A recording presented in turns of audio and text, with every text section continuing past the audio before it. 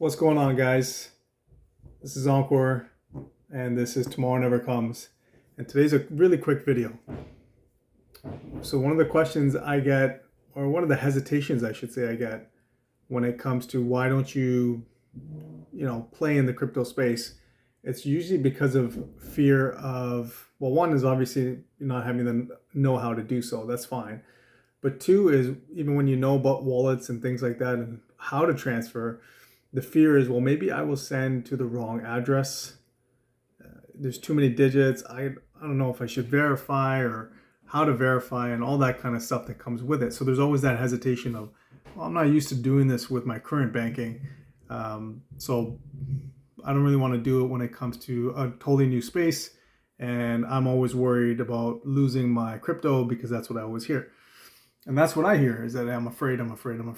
So here, very easy actually. A little test to do is that you always send a small portion. Now I know it's very basic knowledge, right? But you'd be surprised at how many people skip that and they get very enthusiastic about the crypto space. Maybe buying an NFT, sending the NFT, or NFT is a little bit different because you have to send all of it or none of it. But in terms of a transaction, you're buying some Bitcoin, you're buying some ETH, and you want to transfer it to cold storage or another hot wallet. And the enthusiasm becomes, well, I'm just going to send all of it. Yeah, I know how to do it. Okay, these are instructions. Boom, send it. And next thing you know, you sent it to the wrong address.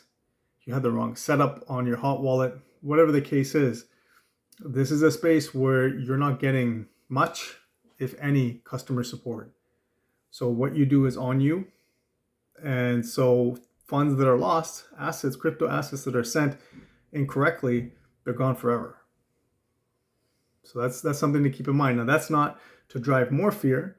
That's just out there so you can test. And that's the key. There's always a minimum amount for the transaction. Is it $10 worth? Is it $25 worth? $50? Whatever it is. Pay the minimum and whatever the fee is on top of that. Right? So if the minimum is $10, put in a transaction for $12 to $15. Right? Once it is confirmed, then you go ahead and you do the rest of your transaction. And I still do this. Let me say it again in English. I still do this to date. Okay? Even though I'm familiar with the entire space and I'm comfortable, there's always that little bit of, well, I got to make sure that this is the right address that I want to send it to. So I always send a portion first and then send a big portion afterwards, or the remainder of it. And there is always a little bit of feeling, even for me to this day. Did I send it to the right address, even after doing the test? But that test is there specifically for that reason.